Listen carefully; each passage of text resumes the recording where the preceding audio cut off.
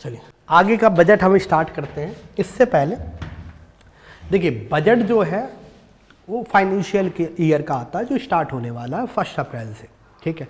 इसलिए 2023-24 कहा जाता है। जो 23 अप्रैल से स्टार्ट है और 24 मार्च 31 तक 23-24। इकोनॉमिक सर्वे आपने देखा और प्रॉब्लम की बात करता है तो 22-23 होगा। आने वाली ईयर का थोड़ी ना, वो पूरी प्रॉब्लम की बात कर रहा है, इकोनॉमी में क्या क्या चल रही है, ठीक है, उसका सॉल्यूशन क्या होगा, वे फॉरवर्ड क्या होगा। अब बजट की बात करें तो आप हर बजट में देखेंगे 4 डेटा आते हैं। एक वो डेटा आता है जो हमारा अभी का बजट अनुमान है, जिसे बजट एस्टीमेट कहते हैं, ठीक है। तो हमारा बजट एस्टीमेट कहता है कि इस बार का जो हमारा बजट है, इस बार का जो हमारा बजट है वो 45 लाख करोड़ के करीब का होगा। Total expenditure, total receipt same ही होनी चाहिए, तभी तो बजट है। तो 45 लाख करोड़ का हमारा इस बार का बजट है। इसे देखना, ये बजट एस्टीमेट्स हैं, अनुमान है इस साल के। अब साथ के साथ हम पिछले साल के बजट एस्टीमेट और रिवाइज एस्टीमेट की भी बात करते हैं। जैसे 2022-23 का बजट एस्टीमेट हमने लगाया था।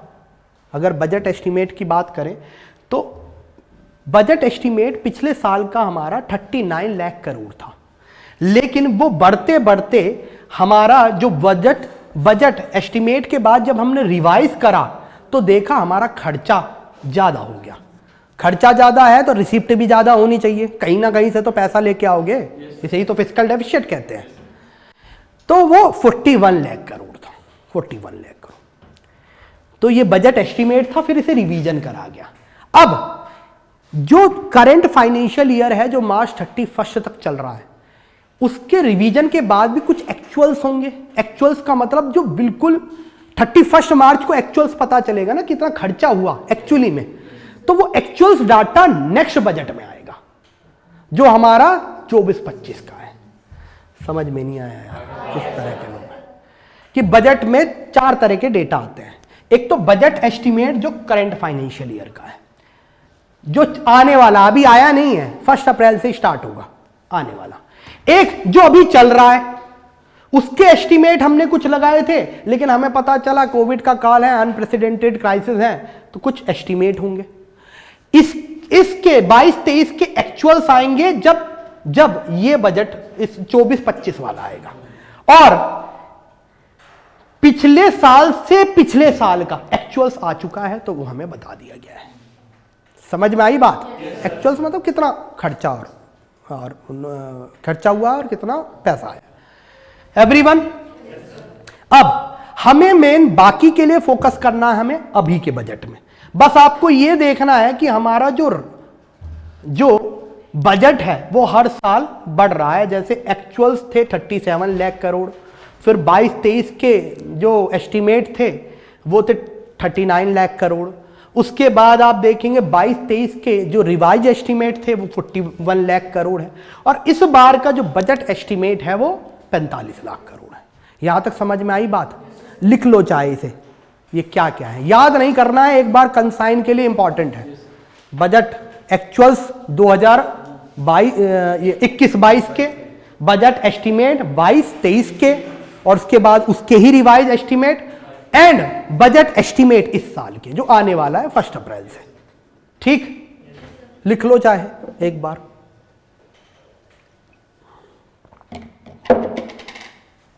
आगे चलो,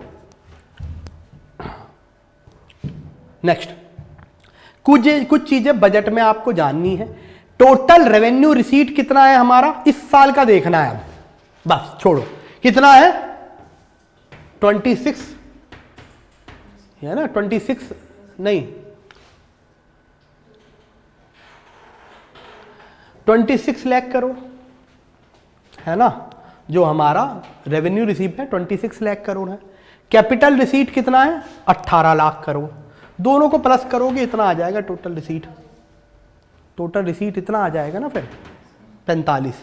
उसके बाद एक्सपेंडिचर देखोगे तो हमारा कुछ टोटल एक्सपेंडिचर में कुछ रेवेन्यू का है, कुछ इंटरेस्ट पेमेंट है जो इंटरेस्ट पेमेंट किस में आती है? रेवेन्यू में ही, ठीक है। कुछ ग्रांट दी है हमने स्टेट्स को, वो भी रेवेन्यू में है, और कुछ कैपिटल अकाउंट का है, ठीक। अब कुछ टर्म्स है, ये टर्म्स को आपको याद करना है, डेटा नहीं याद रखना, टर्म्स याद रखना है। सबसे पहले लिखो फिस्कल डेफिसिट। क्या होता है फिस्कल डेफिसिट? एक एक लाइन लिखनी है। फिस्कल डेफिसिट का मतलब होता है टोटल फिस्कल डेफिसिट, यानी वित्तीय घाटा। अब फिस्कल सरप्लस में तो इंडिया नहीं आ सकती ना। फिस्कल सरप्लस का मतलब है इंडिया में डेवलपमेंट इतना हो चुका है कि अब हम प्रॉफिट कमा रहे हैं। तो ऐसा है क्या? 19% बीपीएल फैमिली है, समझ में आया? बीपीएल पॉपुलेशन है 90% इंडिया की। तो फिस्कल डेफिसिट का मतलब होता है total expenditure minus total receipt, जितना पैसा आया है, जितना खर्चा हुआ है, जितना पैसा आया है। इसमें एक्सेप्ट बोरोइंग्स, यानी जो हमने बोरो करा है, एक्सेप्ट बोरोइंग क्यों?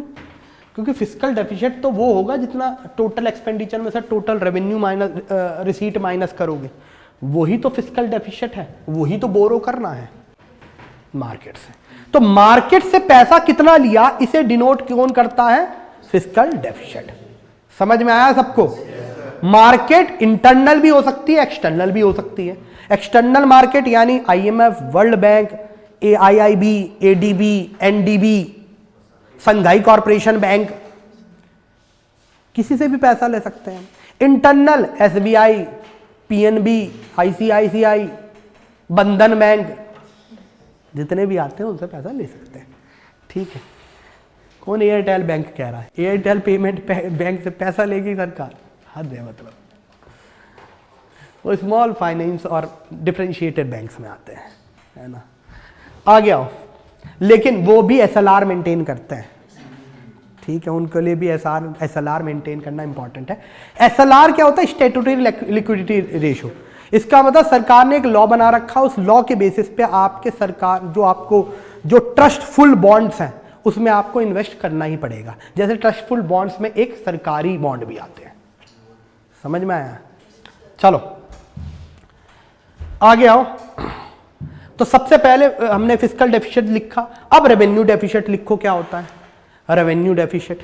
Revenue expenditure minus revenue receipt, यानी रेवेन्यू में हमारा कितना खर्चा हुआ है और हमारा रेवेन्यू रिसीट कितना है, ठीक है। तो हमारा रेवेन्यू डेफिसिट देखो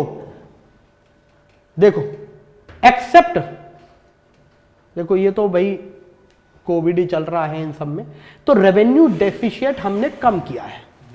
रेवेन्यू का मतलब हमारे टैक्सेस से कितना पैसा आता है, और रेवेन्यू एक्सपेंडिचर का मतलब आप लोगों को कितना पैसा दे रहे हैं, और इन सब खाने पीने में कितना खर्चा आ रहा है, यानी जो कैपिटल नहीं फॉर्म कर रहा है। तो आप तो रेवेन्यू डेफिसिट तो जीरो होना चाहिए, क्योंकि रेवेन्यू डेफिसिट ज़्यादा होगा तो ये फ्यूचर जनरेशन के लिए बर्डन है कि आपने अपने खाने के लिए फ्यूचर जनरेशन पे लोन का बर्डन डाल दिया। आप तो निकल लोगे, पैसा कौन भरेगा इसका? जो आपकी फ्यूचर की जनरेशन आ रही है, उसके ऊपर बहुत ज्यादा लोड पड़ेगा, और वो कैपिटल का लोड नहीं होगा। ये नहीं कि आप उनके लिए कुछ बना ले गए, वो किस चीज का लोड है? जो आपने खाने के लिए यूज करा, जो आपने सैलरी प्रेजेंट जनरेशन की सैलरी देने के लिए यूज किया, तो वो रेवेन्यू डेफिसिट है। It should be zero. Even FRBM हो, चाहे डिफरेंट कमिटीज हो गवर्नमेंट की, उसका कहना है ये जीरो होना चाहिए। समझ में आया हितेश बेटा? अब next effective revenue deficit. Effective ये 15 माइनस 12 मतलब वो दिखा रहा है कि मतलब अब हाँ, ये 12 में जैसे आप देखेंगे ना, ये है ग्रांट्स टू द स्टेट, ठीक। अब इफेक्टिव रेवेन्यू डेफिसिट क्या है? देखो भाई, रेवेन्यू डेफिसिट में ग्रांट्स भी आती हैं जो स्टेट्स को दी गई हैं, आती है ना, कि सेंटर ने स्टेट को पैसा दिया और कह रहा है ये हमने ग्रांट दी है, इंटरेस्ट फ्री लोन दिया है। लेकिन जो स्टेट्स हैं जरूरी नहीं है वो खाली रेवेन्यू में ही एक्सपेंडिचर करें। हो सकता है उन्होंने कैपिटल में एक्सपेंडिचर करा हो। मान लीजिए आपने किसी मनरेगा के पैसे एलोकेट करे हैं, तो मनरेगा के पैसे जब एलोकेट करती है सेंट्रल गवर्नमेंट स्टेट्स को, तो वो तो कह देती है हमारा रेवेन्यू डेफिसिट हुआ है, लेकिन मनरेगा में कैनाल्स भी तो बन रही हैं, एमजी नरेगा में रोड्स भी तो बन रही हैं, एमजी नरेगा में आपका पॉन्ड्स भी तो बन रहे हैं, वाटर हार्वेस्टिंग के सिस्टम भी तो बन रहे हैं, ठीक है। तो उस कैपिटल एक्सपेंडिचर के वाले पार्ट को आप स्टेट के टोटल रेवेन्यू में से माइनस कर देंगे तो इफेक्टिव रेवेन्यू डेफिसिट आएगा। गवर्नमेंट का कहना है जो पैसा हम स्टेट को दे रहे हैं और वो कैपिटल फॉर्मेशन यानी कैपिटल एक्सपेंडिचर में यूज कर रही है, उसे माइनस करेंगे रेवेन्यू डेफिसिट में से, तो हमारे पास इफेक्टिव रेवेन्यू डेफिसिट आ जाएगा। यानी इफेक्टिव रेवेन्यू डेफिसिट लिखो क्या होता है, revenue deficit minus grants given to state for capital formation, grants given to state for capital formation. समझ में आया? आगे चले। अब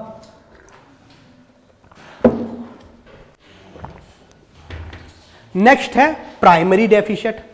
अब ये प्राइमरी डेफिसिट क्या चीज है? देखो भाई, हमारी गवर्नमेंट का एक फिस्कल डेफिसिट है, लेकिन फिस्कल डेफिसिट में जो पिछले सरकारों ने या पिछली गवर्नमेंट्स ने जो लोन बाय करा है उसका भी तो इंटरेस्ट जारी है, वो इंटरेस्ट तो आपको देना ही पड़ेगा, वो उसका तो कोई वो ही नहीं है। लोन इंटरेस्ट जो लेते हैं वो इवन चार्ज एक्सपेंडिचर होता है, वो वोटेबल नहीं है। दूसरे से पैसा लिया उस पर वोट करोगे क्या पार्लियामेंट में कि नहीं हम नहीं दे रहे पैसा? सॉवरन रेटिंग ही डाउन हो गई। मैं क्या जानूं, पैसा लेकर कह रहा मैं क्या जानूं। तो युगांडा और श्रीलंका तो है नहीं हमारी कंट्री, एक सेंसिबल कंट्री है, पैसा लिया वापस देना है। अब अगर आप फिस्कल डेफिसिट में से जो इंटरेस्ट पेमेंट जा रही है पहले के लोन की वो माइनस कर देंगे तो हमारे पास क्या आएगा? और एटलीस्ट प्राइमरी डेफिसिट तो जीरो होना चाहिए, है ना? Primary deficit should be zero, क्योंकि ये तो इस अब नए कर्जे के लिए प्राइमरी डेफिसिट कहते हैं। जो हमारा नया कर्जा है वो प्राइमरी डेफिसिट है, उसमें से इंटरेस्ट पेमेंट हमने हटा दी जो पिछले सरकारों की है। इट शुड बी, लेकिन ये भी जीरो नहीं है। रेवेन्यू की तो बात ही क्या करें हम, रेवेन्यू तो खैर हो भी नहीं पाता क्योंकि इंटरेस्ट पेमेंट भी रहेगी, बहुत सारी चीजें रहेंगी। कोशिश करना चाहिए रेवेन्यू जो रिसीट है वो बढ़े, और रेवेन्यू रिसीट के लिए आप क्या कर सकते हैं, जैसे म्युनिसिपल बॉन्ड है, म्युनिसिपैलिटी अपने बॉन्ड इशू करे, बॉन्ड से पैसा ले, क्योंकि म्युनिसिपैलिटी को पैसा देना पड़ता है और उसका रिसीट है नहीं। अब कोई डिस्ट्रिक्ट कमाई नहीं रही है तो पैसा कहां से कितना दे दोगे आप उसे?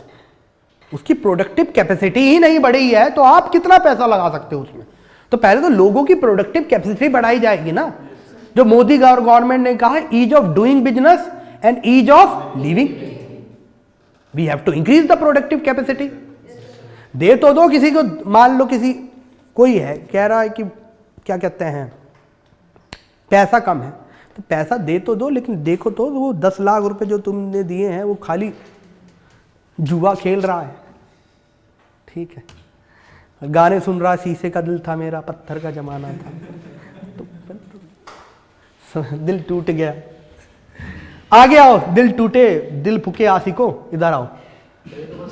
क्या क्या हो गया? पावर जो मतलब पैसा पहले सेंट्रल गवर्नमेंट ले रही थी, म्युनिसिपैलिटी को भेज रही थी, म्युनिसिपैलिटी डायरेक्ट लेने की बात नहीं की ना।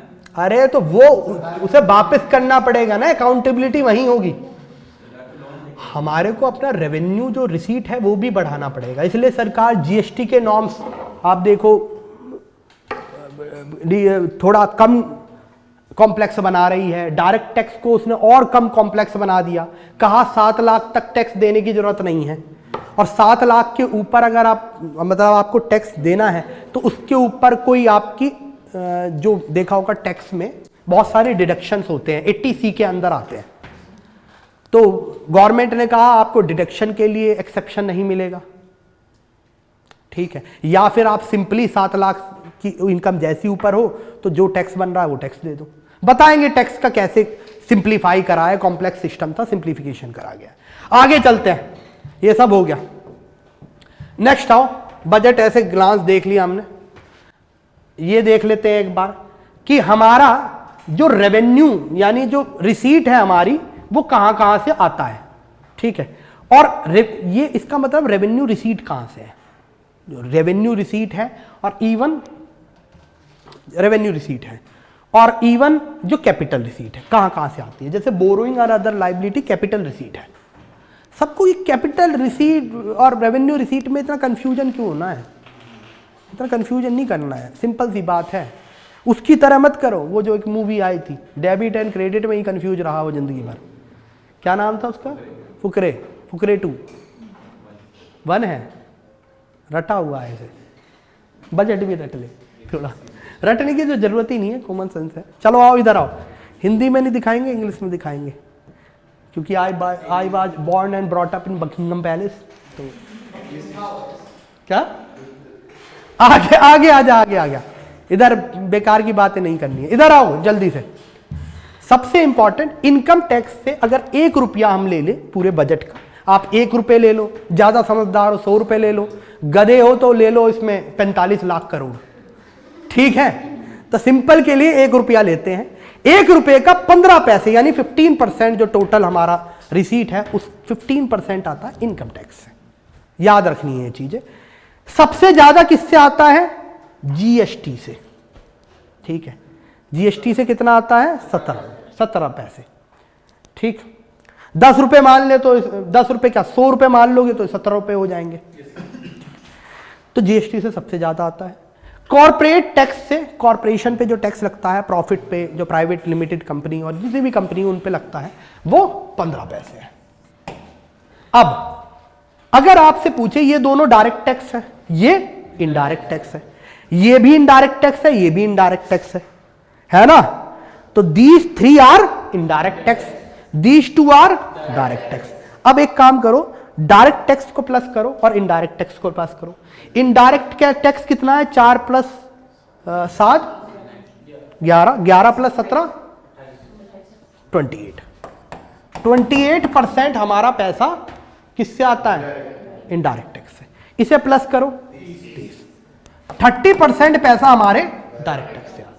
तो यूपीएससी एक क्वेश्चन पूछे कि direct tax percentage to the receipt is more as compare to indirect tax, true होगा फॉल्स होगा? ट्रू, ठीक है। इनडायरेक्ट टैक्स ज्यादा नहीं कर देना। फर्दर ये पूछे GST is more than the corporate tax, yes.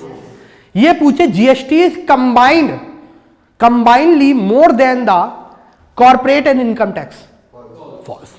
समझ में आया परमुटेशन कॉम्बिनेशन कैसे बनते हैं, क्वेश्चन कैसे बनता है? ये सब आए हुए हैं ऑलरेडी, कोई मैं रॉकेट साइंस नहीं पढ़ा रहा हूं, ठीक है।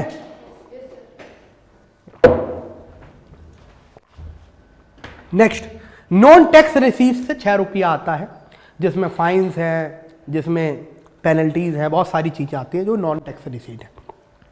Non debt capital receipt, non debt capital receipt का क्या मतलब है? अरे नॉन डेट कैपिटल रिसीट, बेच दिया तूने अपना एसेट, डिसइन्वेस्टमेंट। कहां है तेरा दिमाग? रिसीट नहीं है, तूने कोई सामान बेचा, पैसे नहीं आएंगे तेरे पास है?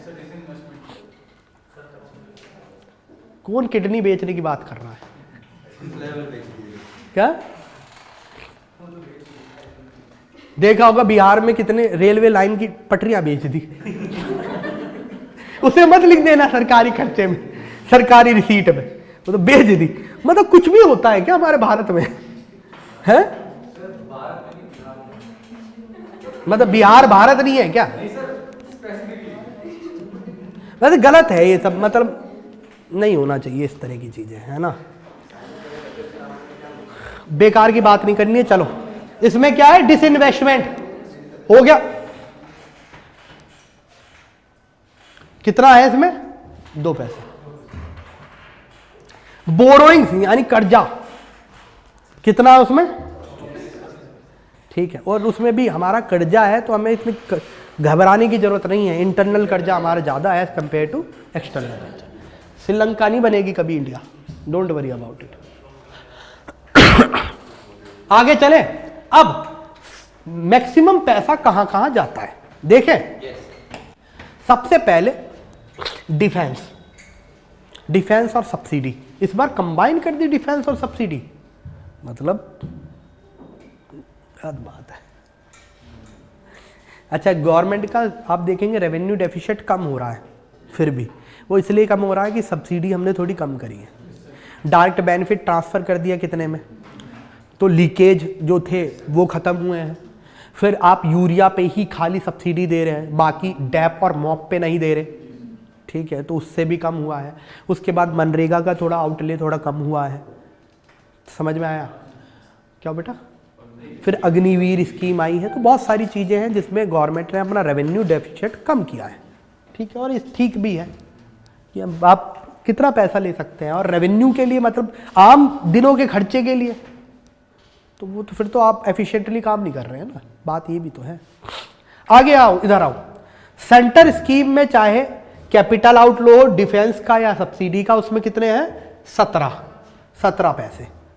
उसके बाद मैं 17 रुपए कहूं तो 17 पैसे ही समझने हैं, ठीक है। हमें 1 रुपए ले लें या 100 रुपए ले लें, बात एक ही है, कंपैरिजन देख रहा है बस। इंटरेस्ट पेमेंट, ब्याज में कितने रुपए जाते हैं हमारे? 20 रुपए जाते हैं। डिफेंस एज ए होल कितने जाते हैं? 8 रुपए। सब्सिडीज ऐसे होल कितने जाते हैं? 7 रुपए। ये कैपिटल का है कि कैपिटल आउटले इसमें कितना है, ठीक है, मतलब सब्सिडी कैपिटल में भी तो दी जा सकती है। ये सब्सिडी ऐसे होल है, जैसे इसमें फूड सिक्योरिटी एक्ट आता है या फिर मनरेगा है और भी चीजें हैं। आगे आओ। Finance commission and other transfer कितने जाते हैं इसमें? 9 रुपए। फाइनेंस कमीशन ग्रांट्स की बात करती हैं तो उन सब के लिए पैसा जाता है। Share of state taxes of duties, यानी स्टेट को जो पैसा वापस करना है। अरे स्टेट से पहले स्टेट के पास थी ना पावर जीएसटी की, है ना, तो अब कंबाइनली आ गई है। जीएसटी की नहीं, मतलब इनडायरेक्ट टैक्स मोस्टली स्टेट भी लगाते थे, सेंटर भी लगाती थी, फिर कंबाइन कर लिया गया कि एक कोहेरेंट टैक्स लगाएंगे, जिसे गुड्स एंड सर्विसेज टैक्स कहते हैं। तो state share of taxes and duties कितना है? 18 रुपए। पेंशन पे 4 रुपए खर्च होते हैं। वो जो NPS old pension scheme, new pension scheme कर रहा था, वो इसलिए है कि पेंशन पे हमारा खर्चा बहुत होता है। तो हम न्यू पेंशन स्कीम को क्या कर रहे हैं कि पहले क्या होता था, सरकार पैसा ले रही है बॉन्ड के नाम पर, पीएफ के नाम पर, और आपको पेंशन दे रही है, ठीक है। सरकार ने कहा है इसे मार्केट लिंक्ड कर देंगे, शेयर मार्केट लिंक कर देंगे, म्यूचुअल फंड मार्केट लिंक कर देंगे। जैसे जैसे वो बढ़ेगा और इस आपके पैसे को इन्वेस्ट करेंगे कैपिटल फॉर्मेशन में, प्राइवेट कंपनीज में और शेयर मार्केट में इन्वेस्ट करेंगे, जैसे जैसे वो बढ़ेगा आपकी पेंशन के रेट भी बढ़ेंगे। तो लोगों ने कहा यार ये तो सिक्योर्ड नहीं है, लेकिन आपको समझ में आना चाहिए शेयर मार्केट जब हमारी इतनी पॉपुलेशन है तो कितनी चीज़ें सिक्योर भी हैं, क्योंकि एवर ग्रोइंग डिमांड है, ठीक है। और फिर सरकार को भी पेंशन पे रेवेन्यू कम करना तो पड़ेगा ही। भाई देश कैसे आगे बढ़ेगा अगर हम इतनी छोटी छोटी चीज़ें सोचने लगे। मतलब ये बात सही है कि हर आदमी अपनी प्रॉब्लम से ज़्यादा परेशान है, लेकिन कंट्री ऐसे होल की भी बात करनी पड़ेगी हमें। टाइमिंग ये भी देखना पड़ेगा कि इंडिया अपने आप को कहाँ ले जाता है ना। ओल्ड पेंशन स्कीम में पैसे लिए जाते थे, मतलब पहले कि नहीं लिए जाते थे? ये पैसे तो प्रोविडेंट फंड में तो आपको देना ही पड़ेगा ना, कटते ही के पैसे आते हैं, वो तो कॉमन सेंस, वो तो अभी भी कटेंगे। अब क्या प्रीमियम नहीं देगा क्या? इधर आ, हो गया बहुत। अदर एक्सपेंडिचर में 8 रुपये और सेंट्रल स्पॉन्सर स्कीम जो सेंट्रल स्पॉन्सर्ड करती है, जैसे बहुत सारी स्कीम देखा होगा जो सेंट्रल स्पॉन्सर करती है। पीएम किसान 6000 रुपये पर महीना किसान के अकाउंट में, तो वो सेंट्रली स्पॉन्सर्ड है। एक तो सेंटर सेक्टर होती है बेटा, सुनो दोनों चीज मैं बता देता हूँ, centre sector and centre sponsor. Centre sponsor का मतलब होता है कि सेंटर एक स्कीम लेके आई है, इंप्लीमेंट उसे स्टेट गवर्नमेंट को करना है, और सेंटर एंड स्टेट कंबाइनली उसमें पैसा देंगे। कहीं कहीं 50-60 वो 50-50 है, कहीं 60-40 है, कहीं 90-10 है। जैसे नॉर्थ ईस्टर्न स्टेट है, हिल जो स्पेशल कैटेगरी के स्टेट है, वहां पर 90-10 है। समझ में आया? 90% सेंटर देगी, 10% स्टेट देगा, जैसे जम्मू एंड कश्मीर, ठीक है। तो that is centre sponsor. Centre sector scheme कैसी है? जैसे पीएम का किसान मैंने बताई थी, वो सेंटर सेक्टर है। यहां पर सेंटर ही पैसा देगा, सेंटर की ही स्कीम है और सेंटर ही इंप्लीमेंट करेगा। सेंटर ही 6,000 रुपए महीना तुम्हारे अकाउंट में देगा अगर किसान हो तो।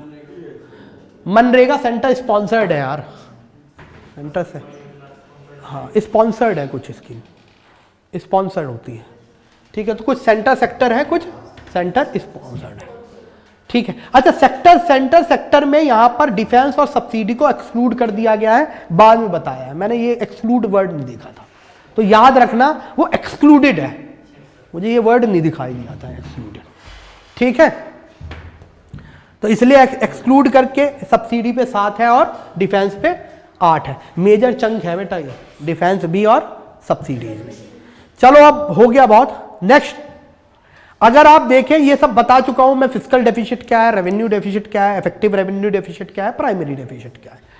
तो अगर आप देखेंगे तो मोस्टली ये तो कोविड टाइम से तो पीक जाएगी ये सारी खराब चीजें, उसमें तो हम कुछ कर ही नहीं सकते, है ना। तो once in a century crisis है, सर्वे ने भी कहा है। तो आप बाकी की चीजें देखेंगे तो वो डाउन हो रही है, ठीक है, लेकिन पीक भी गई थी। अगर आपसे पूछा जाए ये स्टीडीली डिक्लाइन करा है, ऐसा नहीं है। ये देख रहे हो ना कैसे त्रिशूल निकला हुआ है, तो स्टीडीली डिक्लाइन नहीं किया है, ठीक है, लेकिन अब डिक्लाइन कर रहा है। बीच में फिर दोबारा स्पाइक पे गया था। बेसिकली अभी याद कर लेना है, लेकिन फिस्कल डेफिसिट कितना है बेटा? 5.9% ऑफ जीडीपी। लिख लो इस बात को, लिख लो ना, फिस्कल डेफिसिट 5.9% ऑफ जीडीपी। कितने पे लेके आना है according to FRBM act? Under 3। एक fiscal responsibility budget management act है, ठीक है, जो सरकार पे स्टैट्यूटरी यानी बाय लॉ ऑब्लिगेशन डालता है कि आपको अपना फिस्कल डेफिसिट 3% ऑफ जीडीपी लेके आना है। ये 2003 में ही पास हुआ था और कहा गया था हम 2008-9 में ही लेके आएंगे, नहीं लेके आ पाए क्योंकि रिसेशन आ गया। फिर दोबारा हमने शिफ्ट करा 15-16 का, फिर दोबारा शिफ्ट करा 20-22 का। अब इसे हम कह रहे हैं कि हो जाएगा 26-27, जो भी समय दिया है गवर्नमेंट ने, ठीक है। तो इसे 3% ऑफ जीडीपी लेके आना, जो अभी नहीं आया है। फर्दर रेवेन्यू डेफिसिट कितना है? 2.9%। इफेक्टिव रेवेन्यू डेफिसिट कितना है? 2.3%। क्या होता है इफेक्टिव रेवेन्यू डेफिसिट? कैपिटल में जो हुआ है वो माइनस कर देना, एटलीस्ट ये तो जीरो ही होना चाहिए। नेक्स्ट, प्राइमरी डेफिसिट कितना है? 1.7% ऑफ जीडीपी। यानी हमने 1.7% ऑफ जीडीपी का क्या लिया है? इस बार लोन लेंगे हम, ठीक है।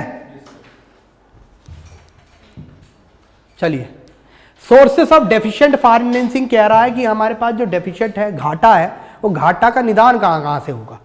तो ये कह रहा है, देखो सबसे ज्यादा हम इंटरनल मार्केट बोरोइंग कर रहे हैं, ठीक है, सबसे ज्यादा इंटरनल मार्केटिंग बोरोइंग है, ये दे रखा है ना, मार्केटिंग बोरोइंग। उसके बाद आता है securities against small saving scheme, Sukanya Samriddhi Yojana, provident fund, ये सब सिक्योरिटीज है ना। तो लिख लो यार, क्रॉन वो बना लो ना, असेंडिंग और डिसेंडिंग ऑर्डर में, अकॉर्डिंग टू यू असेंडिंग करना है, डिसेंडिंग करना है, ये सब क्वेश्चन पूछे जा सकते हैं। और यही सब नीश एरिया है जहां से क्वेश्चन नहीं आए आ सकते हैं। नीश एरिया से क्वेश्चन आएंगे, जो ऑलरेडी पूछ रखा है वो तो सबको ही पता है ना। उसके लिए तो प्रीवियस ईयर क्वेश्चन सॉल्व करना है। एवरीवन आओ जल्दी देखो, तो लिख लो मार्केट बोरोइंग, उसके बाद security against small saving scheme, उसके बाद आपका है internal debt and public accounts.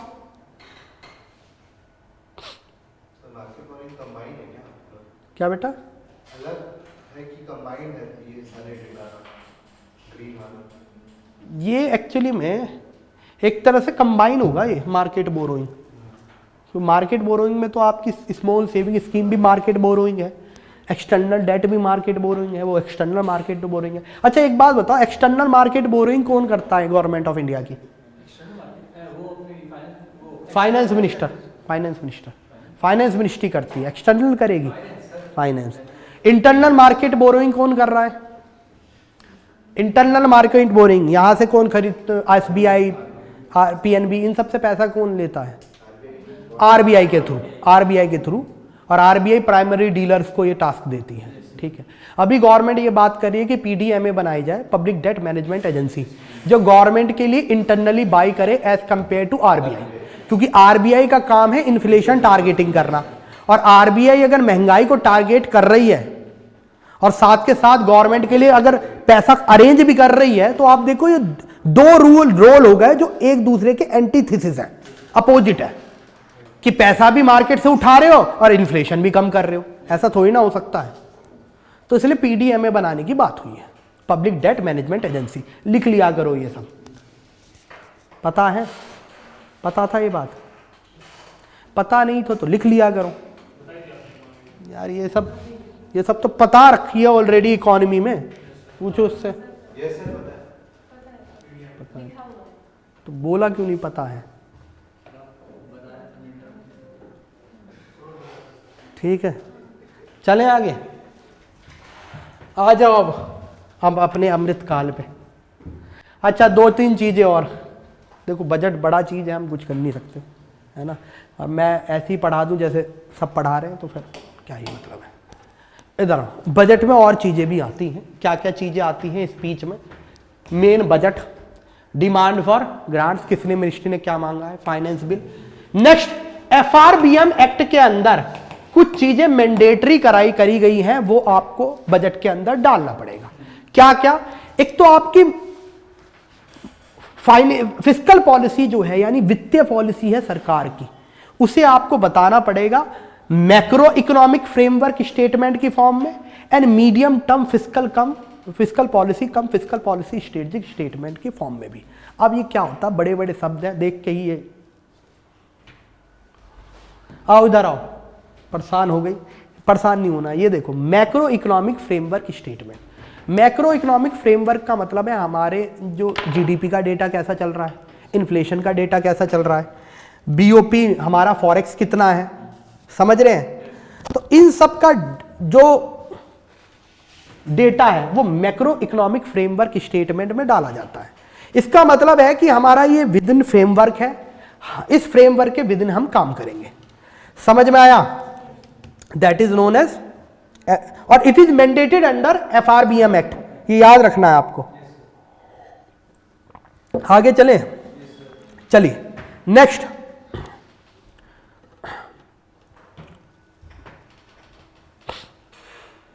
तो इसमें क्या क्या आएगा, लिख लो, चाहे इसमें इसे लिख लो ना, एक वो बना लो, लिख लो कुछ चीजें तो लिख लिया करो, क्या क्या बजट डॉक्यूमेंट के साथ प्रेजेंट होगा। जैसे पिछली साल पढ़ाया था तो ये क्वेश्चन पूछ लिया ना कि क्रोनोलॉजिकल ऑर्डर में मतलब असेंडिंग ऑर्डर में लगाओ और डिसेंडिंग ऑर्डर में लगाओ कि बजट स्पीच से लेकर फाइनेंस बिल तक कौन कौन सी चीजें आती है। पूछा है ना ये क्वेश्चन, ऑलरेडी पढ़ा रखा था ये। अब आपको ये भी क्वेश्चन पूछा जा सकता है कि बजट स्पीच में क्या क्या डॉक्यूमेंट प्रेजेंट होते हैं। तो लिखो बेटा, नहीं समझ में आ रहा है तुझे, लिख एनुअल फाइनेंशियल स्टेटमेंट। उसके बाद आएगा डिमांड फॉर ग्रांट्स। क्या मतलब होता है इसका? Next finance bill. Finance bill का क्या मतलब है? टैक्सेशन।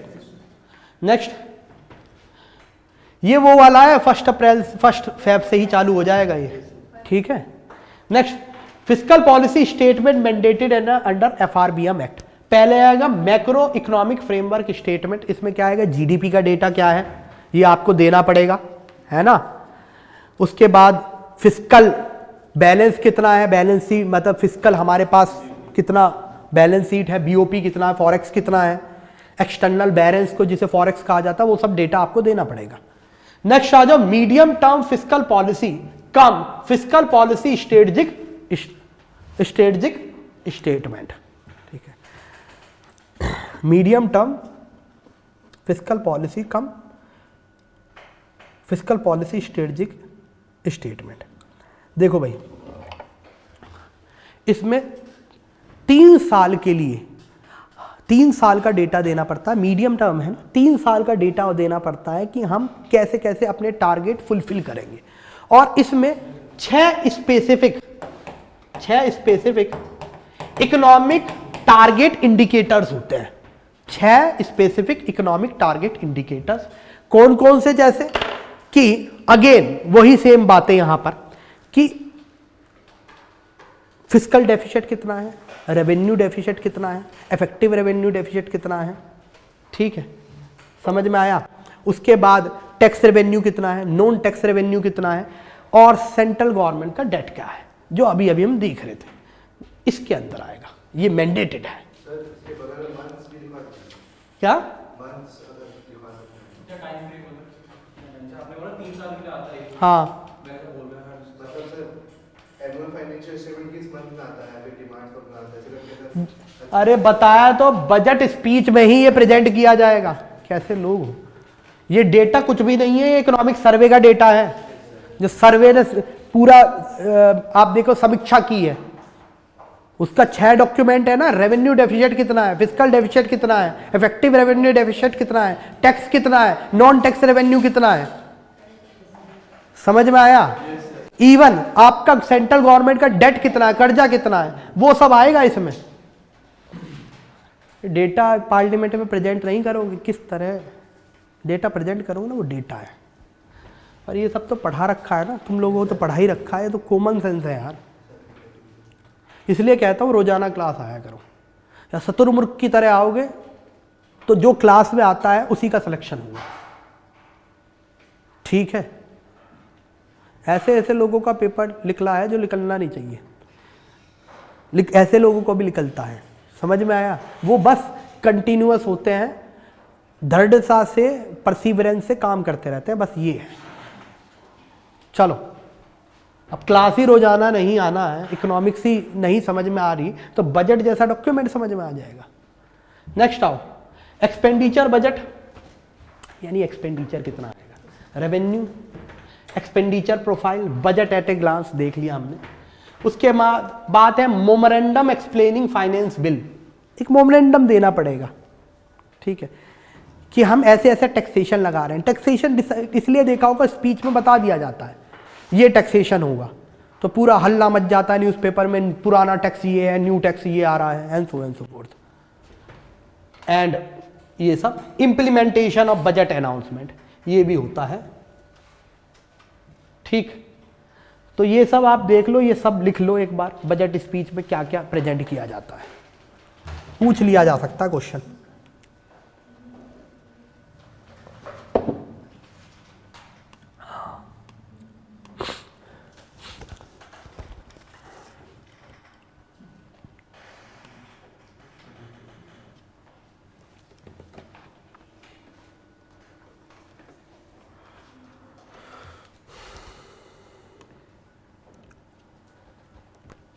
चले बेटा आगे चलिए, हुआ।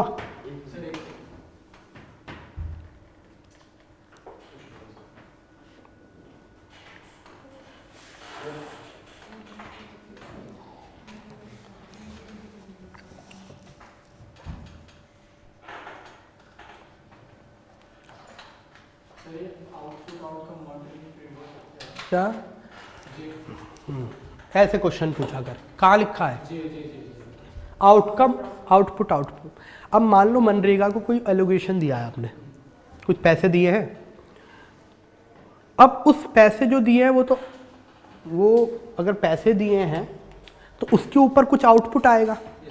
आउटपुट मान लो कैनाल छोड़ो, पॉन्ड बनाया गया या फिर गड्ढा खोदा गया, ठीक है, तो गड्ढा खोदना आउटपुट हो सकता है, लेकिन उस गड्ढा खोदने के बाद पॉन्ड में फिशरी करना, और फिशरी के कारण गांव वालों की जो उस के आसपास, पॉन्ड के आसपास जो लोग हैं, उनकी इनकम में उनका आय बढ़ जाना, इनकम इंक्रीज होना, वो आउटकम है।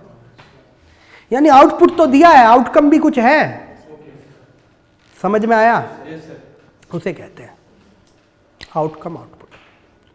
तो एक समझो इस बात को, जैसे गवर्नमेंट बजट लेके आई तो साथ से साथ आउटकम बजट की भी डिमांड होती है, और आउटकम बजट देखा होगा तो क्या कहते हैं, जब बजट पूरा हो जाता है ना तो बजट पे डिस्कशन भी होता है। गवर्नमेंट ऑफ इंडिया एक आउटकम बजट भी लेके आती है ठीक है, जैसे आपने सुना होगा लड़कियों के लिए कितना खर्चा हुआ है, इसके ऊपर जेंडर बजटिंग आती है कि जेंडर बेस्ड बजटिंग कितनी हुई है। लड़कियां जो मतलब गर्ल्स हैं, जो वुमेन्स हैं, वो 50% है इंडिया की पॉपुलेशन का, या किसी भी जगह आप देखो 50% तो होता ही है। तो 50% के लिए कितने बजट में कितने प्रावधान है जो 50% पॉपुलेशन को केटर कर रहा है, उसे जेंडर बेस्ड बजटिंग कहते हैं। ठीक है, चलिए अब तो वी आर हेडिंग टूवर्ड्स, सबसे पहले तो अमृतकाल है ना, अमृतकाल। अमृतकाल आपने देखा होगा हमारी इंडिया को 75 ईयर्स कंप्लीट हो चुके हैं, है ना। Now we are heading towards the centenary period. 2047 में हमें आज़ादी के 100 साल हो जाएंगे, और ये 100 साल क्या है, अमृतकाल। हम अमृतकाल में रह रहे हैं। 75 जब वर्षगांठ हुई थी वहां से अमृतकाल चालू हो गया। तो ये बजट भी कौन सा बजट है, अमृतकाल का बजट है। ठीक, अब इस अमृतकाल के बजट में क्या क्या करा गया है। सबसे पहले opportunity for citizen with focus on youth. हम डेमोग्राफिक जो डिविडेंड है हमारा उस पर फोकस करेंगे, और डेमोग्राफिक डिविडेंड मतलब यंग पॉपुलेशन जो है उस पर फोकस करेंगे, और उसे डिविडेंड बनाएंगे, बर्डन नहीं बनाएंगे। पता चला यूथ तो इतना है लेकिन डिसइंचांटेड है, कुछ कर ही नहीं पा रहा है। मोटिवेशन के वीडियो देखने पड़ जाते हैं उसे पढ़ने के लिए भी। ठीक है, तो हम फोकस करेंगे यूथ पर, ये याद रखना है, सब पे फोकस होगा, youth particularly. Next, growth and job creation. Unemployment rate बहुत ज्यादा है, स्किल्स दिए जाएंगे, री स्किल्स दी जाएंगी, न्यू नॉलेज दी जाएगी, वैल्यू एडिशन किया जाएगा। तो ग्रोथ एंड जॉब क्रिएशन पे फोकस करेंगे। ठीक है, इवन नेशनल स्किल्स को लेकर एक जैसे एक कोर्स भी गवर्नमेंट ऑफ इंडिया निकाल रही है जो बजट में हम देखेंगे, तो स्किल को प्रमोट करेगी। जैसे आपने सुना होगा ना स्वयं, अगर आपको मान लीजिए कोई इवन तो स्वयं पे आप डिग्री भी मिल रही है, तो अगर मान लीजिए आप किसी चीज़ में वीक हैं, आपको वो चीज़ नहीं आती तो आपको डिग्री भी चाहिए, तो स्वयं पे जाकर आप पढ़ सकते हैं। गवर्नमेंट ऑफ इंडिया का चैनल है, यूट्यूब पे भी है, और आप देखेंगे उस पे भी है, वेबसाइट भी है स्वयं की। एक DTH चैनल आता है उसका, उसे स्वयं प्रभा कहते हैं, स्वयं प्रभा। समझ में आया, आ गया हूँ। नेक्स्ट देखो, आज जो बिल्कुल नया बच्चा इकोनॉमिक्स नहीं पढ़ी है उनके लिए तो इकोनॉमिक्स स्टार्ट होगी, और कल से क्लास रिलेटिवली थोड़ी आसान हो जाएगी उनकी। अब इकोनॉमिक्स एक ऐसा चीज़ है, अगर आपको नहीं आता तो इट इज़ नाइटमेयर, लेकिन क्वेश्चन इकोनॉमिक्स से बहुत आते हैं। आपने जो बेसिक के लेक्चर अभी, जैसे मान लीजिए अभी आप आए हैं, 1-2 कोर्स चल रहे हैं, एक पॉलिटी चल रहा है, एक वैल्यू एडिशन चल रहा है, तो आप क्या करिए, साथ के साथ रिकॉर्डिंग में इकोनॉमिक्स लगा लीजिए, जो रिकॉर्डिंग्स हो रही है ऑलरेडी, तो इकोनॉमिक्स आपका कंप्लीट हो जाएगा, है ना। वो आप देखेंगे तो इकोनॉमिक्स के लेक्चर पड़े हुए हैं, तो वो स्टार्ट करिए पढ़ना, तब जाके आपको समझ में आएगा। आगे आइए, ग्रोथ एंड जॉब क्रिएशन पे बात करी है। Strong and stable macro economic environment, वो जो मैंने बात करी थी, GDP रोबस्ट होना चाहिए, फिस्कल डेफिसिट कम होना चाहिए, revenue deficit near to zero लेके आएंगे, एंड सो फोर्थ। लास्ट में ये 3 हमारे क्या है, विजन्स है ना। विजन यानी करना क्या चाहते हैं, तो याद रखना 3 विजन। उसके बाद हमने सप्तऋषि 7 प्रायोरिटीज दी हैं, जिसे सप्तऋषि करा है। उड़सा मेजर सुना है, कॉन्स्टेलेशंस होते हैं, स्टार, अरे आदमी ऊपर देख रहा है तो अचंभित तो करती ही है ना। तो imagination is the first form of knowledge, पहले आप इमेजिनेशन ही तो करते हैं। आजकल तो ये ट्रेंड नहीं बचा है कि आसमान देखकर तारे गिनना या फिर सोचना, है ना, लेकिन हमने तो बचपन में बहुत करा है गाँव में। आज तो आसमान ही साफ नहीं दिखता, देखोगे क्या तारे, हैं, आसमान ही साफ नहीं है। तारे मतलब गुड़गांव या दिल्ली जैसे शहरों में तो जब बारिश हो जाए, बहुत लो प्रेशर है तो आपको दिख भी सकता है, क्लियर स्काई है तो दिख जाता है ना। जो बारिश के बाद हाई प्रेशर आता है ना, उसे क्लियर स्काई कहते हैं। तो क्लियर स्काई में फिर भी दिख जाए, कहाँ दिखता है साफ आसमान, धूल धूल भरी हुई है। खांसी तो ठीक हो नहीं रही है, इतनी पॉल्यूशन है। इधर आओ, तो सप्तऋषि का मतलब कॉन्स्टिलेशंस होते हैं, बहुत सारे कॉन्स्टिलेशंस है, Ursa Major, Ursa Minor, polar bear, ये सबको अरे ट्रेंड बना लो, एक एल्गोरिदम बना दो। ये पहले ट्रैवलिंग के लिए यूज होते थे, क्योंकि है ना स्टार रिलेटिवली अपनी पोजीशन चेंज नहीं करते हैं। इसलिए आपने देखा नॉर्थ में चलना है तो पोल स्टार को देख लो, ध्रुव तारा, चलते रहो नॉर्थ में, कहीं फंस जाए रेगिस्तान में तो नॉर्थ में आना है, जम्मू कश्मीर ना पहुंच जाइए, तो पोलर स्टार को आप देख रहे हो। तो इसका काम करते थे। फिर बाद में एस्ट्रोलॉजी और एस्ट्रोनॉमी में बड़ा यूज हुआ इन कॉन्स्टिलेशंस का। आगे आइए, तो सप्तऋषि में 7 पॉइंट दिए हैं। सबसे पहले इंक्लूसिव डेवलपमेंट, जो 12th 5 ईयर प्लान जो खत्म हो गया उसका कहना था कि sustainable and more inclusive growth. Inclusive growth की क्यों बात कर रहे हैं कि इंडिया में हैव एंड हैव नॉट्स के बीच में बहुत ज़्यादा डिफरेंस होगा तो वो सोसाइटी सस्टेन कर ही नहीं सकती, इसलिए हम इंक्लूसिव डेवलपमेंट लाएंगे। फर्दर इंफ्रास्ट्रक्चर एंड इन्वेस्टमेंट करेंगे, इंफ्रास्ट्रक्चर डेवलपमेंट करेंगे अमृतकाल में। जो तुम्हारा पोटेंशियल है उसे अनलीश करेंगे, रेड बुल पिलाएंगे, अनलीश करेंगे, unleash your potential. Next green growth, जो हमारी ग्रोथ होगी it should be environment sustainable, कि हम वेस्ट की तरह अंधाधुंध खाली डेवलपमेंट नहीं करेंगे, कंज्यूमरिज्म के नाम पर इन्वायरमेंट के साथ मजाक नहीं करेंगे और तुम्हें लेक्चर देंगे इन्वायरमेंट का, ऐसा नहीं करेंगे। तो हमारे यहाँ जो वैदिक कंसेप्ट रहा है, हमारे यहाँ जो कंसेप्ट रहा है कि इवन पेड़ों की पूजा करना, जानवरों की पूजा करना, यार सांप की लोग पूजा करते हैं हमारे यहाँ, जो देख के डर लगे उसकी हमारे यहाँ पूजा करते हैं। आप नाग पंचमी में आप समझ सकते हैं कितने वाइब्रेंट कल्चर से आप आते हैं। तो अनलीसिंग द पोटेंशियल ग्रीन ग्रोथ, इसमें सोलर एनर्जी हो या फिर विंड एनर्जी हो, स्मॉल हाइड्रो पावर प्रोजेक्ट हो, उन्हें बढ़ाया जाएगा। फाइनेंशियल सेक्टर को और रोबस्ट करेंगे, है ना, जो एनपीए है उन्हें खत्म करेंगे और फाइनेंशियल सेक्टर इंक्लूसिव बनाएंगे। इंक्लूसिव का मतलब कि हर किसी को इंस्टीट्यूशनल लोन मिले। इंस्टीट्यूशनल लोन मतलब साहूकारों और जो मनी लेंडर के चंगुल में ना फंसना पड़े, उसे कहते हैं इंस्टीट्यूशनल लोन। बैंक से ले लिए, फाइनेंशियल कंपनी से ले ली, मुथूट फाइनेंस से ले लिया, वो सब इंस्टीट्यूशनल लोन है। नेक्स्ट आओ, यूथ पावर, है ना, यूथ पावर को इंक्रीज करेंगे। There should be demographic dividend और रीचिंग द लास्ट माइल, अंत्यज तक। अंत्यज यानी welfare to the downtrodden, उसका भी वेलफेयर होना बहुत जरूरी है।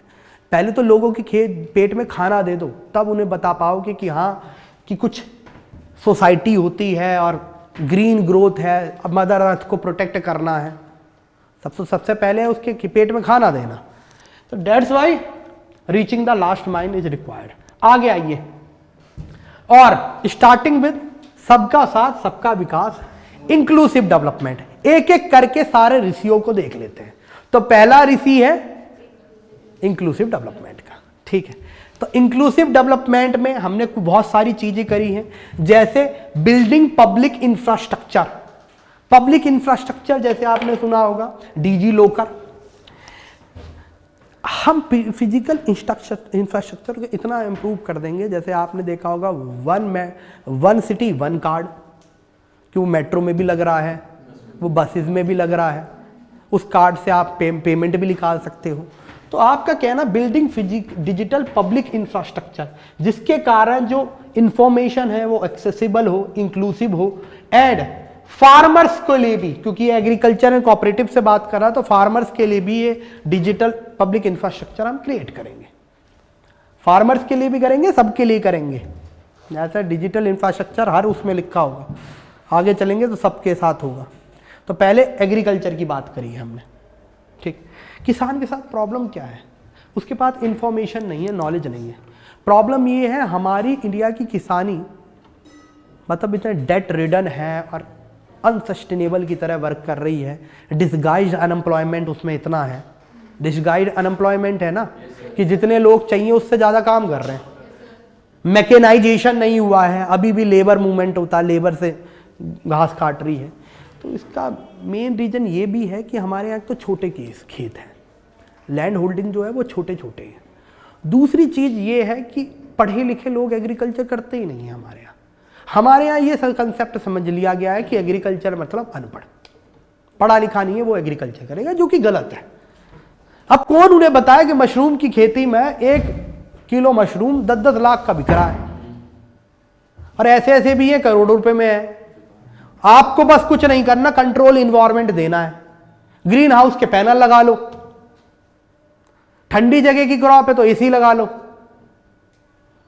ठीक है। तो एक तो इन्वेस्टमेंट, एक नॉलेज भी नहीं है, इन्वेस्टमेंट भी नहीं है। इन्वेस्टमेंट के लिए हमने बनाया है एग्रीकल्चर एक्सेलरेटर फंड, ठीक, कि अब एक नया ही फंड बनाएंगे जो इस इंफ्रास्ट्रक्चर को फंड करेगा। नॉलेज के लिए कि नॉलेज डिसिमेट की जाएगी। अब सिंपल सी बात है, कितनी मेडिकल चीजें हैं जो छोटे खेतों में उग सकती हैं, हॉर्टिकल्चर की कितनी क्रॉप है। अब हॉर्टिकल्चर के साथ क्या प्रॉब्लम है, जो वेजिटेबल है, फ्रूट्स हैं, इनके साथ क्या प्रॉब्लम है कि कोल्ड स्टोरेज नहीं है। अब कोल्ड स्टोरेज नहीं है तो आप अपना प्रोडक्ट सेफ कैसे रख सकते हो? विद इन, आपको एक बार हार्वेस्ट आपने कर लिया कोई हॉर्टिकल्चर का क्रॉप, तो विद इन 2 से 3 दिन उसे मंडी में ले जाना पड़ेगा आपको किसी भी कीमत पर। अब धनिया, कोरिएंडर फॉर एंग्लिसिस्ट, तो कोरिएंडर की बात करें तो एक दिन लेके आओ, दूसरे तीसरे दिन खराब हो जाए तो उसे तुरंत ही आपको वो करना पड़ेगा ना, खाना पड़ेगा, नहीं तो खराब हो गया। ऐसे में क्या होता है, हॉर्टिकल्चर में किसान इन्वेस्ट नहीं कर रहा है, पैसा तो है लेकिन इन्वेस्टमेंट नहीं कर रहा, क्योंकि उसके पास कोल्ड स्टोरेज चेन्स नहीं है। और जो कोल्ड स्टोरेज चेन्स वाले हैं वो बड़े बड़े कॉरपोरेट्स हैं, वो 2-3 ही कॉरपोरेट्स हैं, पता होगा जिनकी मटर खरीदते हैं आप, सब नाम क्या लेना है, तो बड़े बड़े कॉरपोरेट्स हैं। तो किसान के खुद के इन हाउस गांव के आसपास कोल्ड स्टोरेज की जरूरत है, इंफ्रास्ट्रक्चर की जरूरत है, मैकेनाइजेशन की जरूरत है। That is agriculture accelerator fund. आगे चले, उसके बाद आत्मनिर्भर भारत प्लान में हॉर्टिकल्चर क्लीन प्लांट प्रोग्राम भी हमने लॉन्च करा है, जिसमें हम प्रोडक्शन जो है हाई वैल्यू हॉर्टिकल्चर क्रॉप्स का इंक्रीज करेंगे, है ना। जैसे रेड कैप्सिकम है ना, उसके बाद रेड आती है येलो कैप्सिकम, वो नॉर्मल ग्रीन कैप्सिकम से 4 गुना महंगी है ना, देखने में लगती है ऐसे कि समथिंग वाओ इज देयर, है ना, है कुछ नहीं। ब्रोकली, इजंट इट, और बहुत सारी चीजें होती हैं जो सीजर सैलेड में डलती हैं। तो सीजर सैलेड के लिए आपको हॉर्टिकल्चर को इंप्रूव करना पड़ेगा, जो लोगों की डिमांड है। फेनुग्रीक, मेथी, इन सबको क्या, चले आगे। Next, making India global hub for millet. Millet, बाजरा, ज्वार, रागी, सामा के चावल, स्मॉल मिलेट कहते हैं उसे। मिलेट की कोई हिंदी तो है नहीं, तो मिलेट में सारी चीजें आती हैं। इंडिया मिलेट प्रोडक्शन में टॉप करता है वर्ल्ड में। कितनी चीजें तो इंडिया में ही होती है, और जगह होती भी नहीं है, जो मिलेट में हमने पढ़ा भी रखा आपको एग्रीकल्चर वाले सेक्शन में, अभी रिपीट नहीं करेंगे। तो मिलेट में we are the world's power, और ये मिलेट जो है सुपर फूड्स है, इनकी डिमांड है बेटा। आजकल मल्टीग्रेन चॉकलेट आने लगी है, और कह देगा इसमें प्रोटीन है, प्रोटीन के नाम पर 55 रुपए की बेचेगा, और उसमें क्या करा, बाजरा डाल दिया, रागी डाल दिया, जई डाल दिया, जो ओट्स कहते हैं जिसे, वो डाल के बेवकूफ बना दिया। तो बेवकूफ भी बनाया और अच्छी, मतलब कुछ तो वैल्यू एडिशन हो रहा है। तो making India global hub for millet, इसे श्री अन्न कहते हैं, श्री अन्न, ठीक है। आगे चले, इसके लिए हैदराबाद में एक रिसर्च सेंटर भी बनाया जा रहा है, उस पर इतना वो नहीं करना है। आगे आओ, टारगेट फंडिंग करनी है, चाहे एनिमल हस्बेंड्री हो। एनिमल से शादी करना नहीं होता है एनिमल हस्बेंड्री, पशुपालन को एनिमल हस्बेंड्री कहते हैं, समझ में आया। Animal husbandry, dairy and fishing sector, इसमें बहुत स्कोप है। इंडिया वर्ल्ड का नंबर 1 प्रोड्यूसर है मिल्क का, नंबर 1 प्रोड्यूसर। लेकिन हमारे मिल्क में प्रॉब्लम ये है, हमारे पास बोवाइन एनिमल्स तो बहुत हैं, प्रॉब्लम ये है वो एफिशिएंट काम नहीं कर पाते, क्योंकि हमारे पास वो टेक्नोलॉजी नहीं है। उन्हें खिलाने के लिए वही घास फूस है, उसमें फिर न्यूट्रिशन देना पड़ता है, उन्हें न्यूट्रिशन की नॉलेज नहीं है हमें। समझ में आया? गाय को रखने के लिए कंट्रोल इन्वायरमेंट चाहिए, क्योंकि गाय जो काऊ होती है, काऊ वो ज्यादा ह्यूमिडिटी और ज्यादा गर्मी बर्दाश्त नहीं कर पाती है। ज्यादा गर्मी और ज्यादा ह्यूमिडिटी होगी तो उसका दूध सूखता है। भैंस अपोजिट है, उसे ज्यादा ह्यूमिडिटी और ज्यादा गर्मी दोनों पसंद है। इसलिए देखा होगा तालाब में भैंसें नहाती देखी होंगी, गाय नहीं नहाएगी। गाय पे तो पानी भी डालोगे ना, पीछे मारेगी, वहां जाओगे कला मंडी खाते हुए। The guys power, cows power. समझ में आया? तो हमें ये नॉलेज देने की जरूरत है। टारगेटेड फंडिंग 20 लाख करोड़ की एग्रीकल्चर में आएगी। ठीक है, नेक्स्ट आओ, setting up of widely available storage capacity. जो ऑलरेडी जो हमारी स्टोरेज चैनल है, जो एफसीआई स्टोरेज गोडाउन्स है, चाहे एफसीआई के हों चाहे प्राइवेट में हों, इनकी भी कैपेसिटी इंक्रीज करनी है, न्यू भी लगाने हैं। समझ में आया? क्रेडिट जो है एग्रीकल्चर का आप देखेंगे वो इंक्रीज करता जा रहा है। इवन फूड गोल्ड प्रोडक्शन में भी हमने रिकॉर्ड तोड़ रखा है ना? आजादी के बाद का रिकॉर्ड है, इतना प्रोडक्शन नहीं हुआ है। फूड गेन प्रोडक्शन में we have cross even 320 million tons of food grain production. याद रखना ये डेटा, ये मेंस के आंसर राइटिंग में अच्छे लगते हैं। चले आगे, और even Indian institute of millet research Hyderabad में हो रहा है। आगे आइए, सबका साथ सबका विकास में ये नेक्स्ट सप्तऋषि है। इसमें हेल्थ हमने बात करी है। 157 नर्सिंग कॉलेजेस बनाए जाएंगे, नर्सिंग कॉलेजेस में, और ये जेंडर न्यूट्रल होंगे। नर्सिस का मतलब खाली मिडवाइफ जिसे हम कहते हैं, वो नर्सिस खाली वुमेन्स ही नहीं हो सकती। नर्सिस का मतलब जो जनरल पेशेंट केयर है। ठीक है, तो 157 नर्सिस कॉलेज बनाए जाएंगे। हम ग्लोबल, आपने सुना होगा, we are known as pharmacy of the south. Global world में we are known as pharmacy of the south. हमारा फार्मास्यूटिकल बड़ा बूम पर है, तो उसे फर्दर प्रमोट करेंगे। क्योंकि अभी आपने सुना होगा फार्मास्यूटिकल को लेकर काफ़ी यूएन क्राई हुई थी, कितनी कंट्रीज हैं जिसमें हमारी दवाई जो है गलत चली गई थी। तो हम क्या करेंगे, न्यू प्रोग्राम लॉन्च करा है फार्मास्यूटिकल में, जिसमें रिसर्च बढ़ाई जाएगी। जो ट्रायल्स होते हैं ना, प्री क्लिनिकल ट्रायल्स, और उनके बाद की जो रिसर्च है उसे प्रमोट किया जाएगा। जैसे आपने कुछ कंपनी सुनी होगी बहुत अच्छी रिसर्च करती हैं, जैसे डॉक्टर रेड्डी, बहुत नाम है उसका, यही नहीं पूरे वर्ल्ड में नाम है। They are known for their research clinical trials, तो उसे बढ़ाना पड़ेगा। अब आपने घर में खोल दिया है, उसमें ना कोई क्लिनिकल ट्रायल करा ना कुछ करा, कह रहे हो पैरासीटामोल दे रहा हूं मैं। तो पैरासीटामोल में ये भी तो देखना पड़ेगा जो एपीआई लिया है वो कहां से ले लिया, एक्टिव फार्मा इंग्रेडिएंट। वो एपीआई पता चला, क्या हुआ, भांग मिली हुई है। एपीआई मतलब चेक कराना पड़ेगा ना, एपीआई कैसा लिया है, वो रिसर्च होनी चाहिए।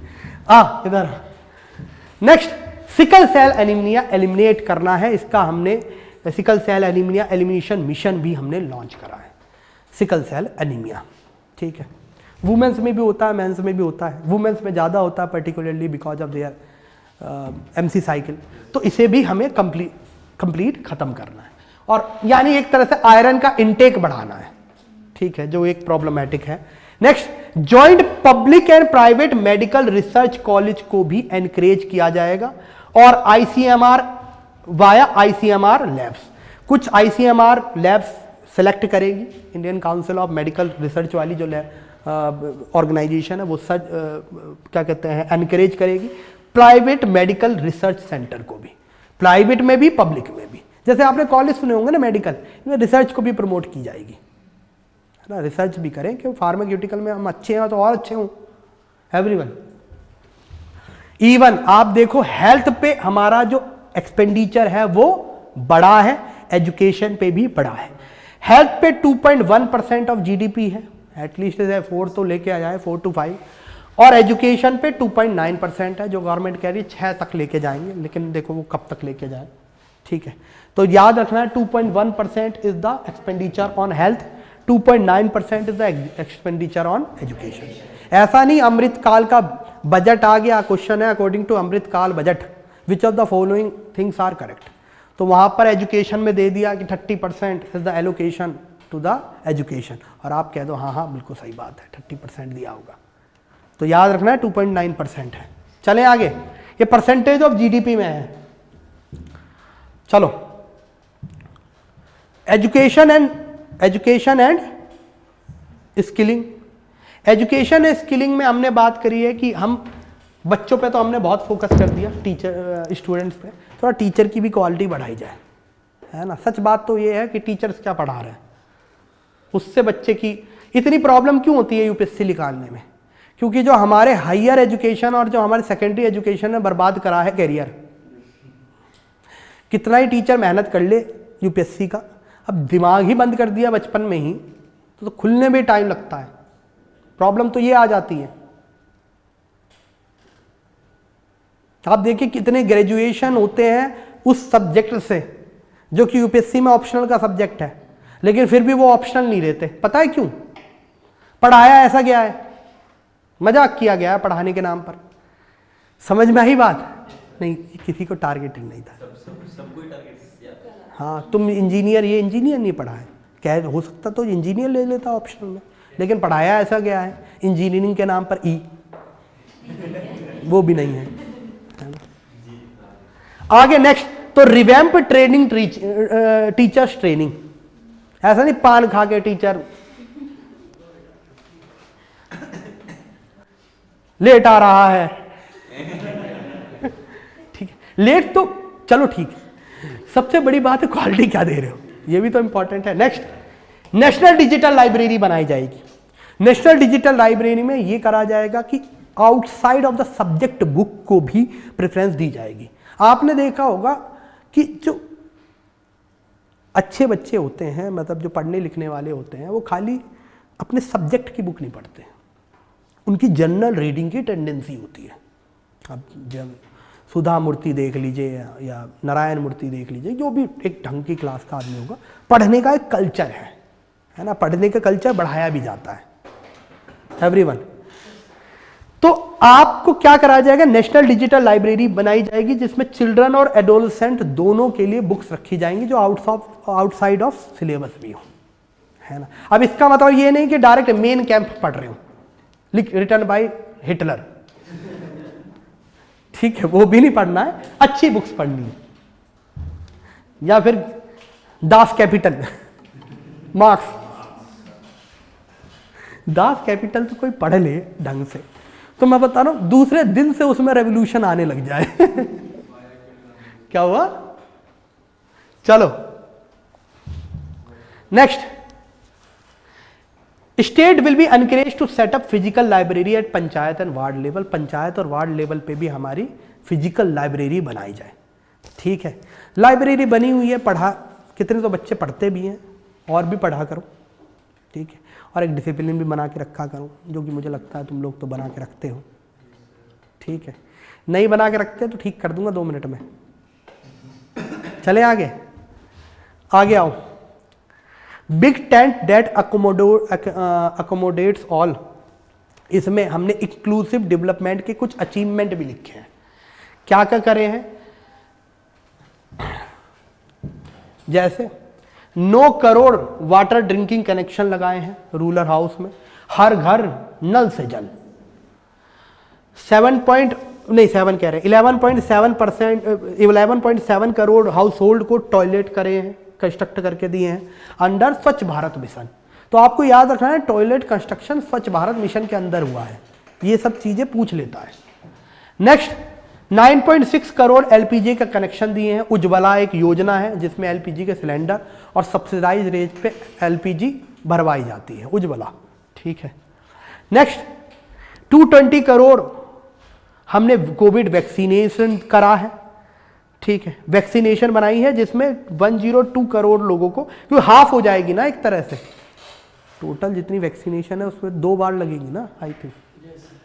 चलो आओ, उसके बाद डायरेक्ट कैश ट्रांसफर करा है फार्मर्स को 6,000 रुपये पर महीना कैश ट्रांसफर करा अंडर पीएम किसान, 6,000 रुपये मिलते हैं ना, क्या हुआ। नेक्स्ट इंश्योरेंस कवर दिया है 40 मतलब अराउंड 45 करोड़ पर्सन को अंदर प्रधानमंत्री स्वास्थ्य बीमा योजना, ठीक है। नेक्स्ट 47 यानी 50 करोड़ के करीब जनधन अकाउंट खोले हैं। ये वो बात है जो मेंस में कुछ लिख दिए जाते हैं पॉइंटर्स। नेक्स्ट आओ, हमारा जो ग्रोथ रहा है, अगर देखा जाए तो ग्रोथ कोविड टाइम्स हटा दे तो हमारा ग्रोथ रेजिलेंट है, यानी जैसे ही कोविड पीरियड खत्म हुआ हमने फिर दोबारा ग्रोथ अचीव कर ली।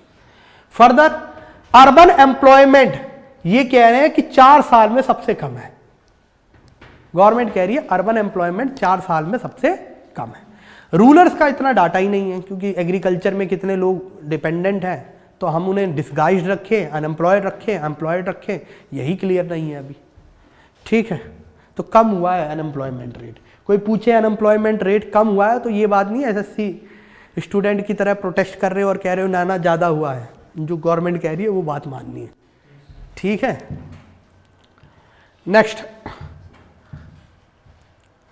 नेक्स्ट कल देखें, डिटेल बहुत ज़्यादा हो गया है ना।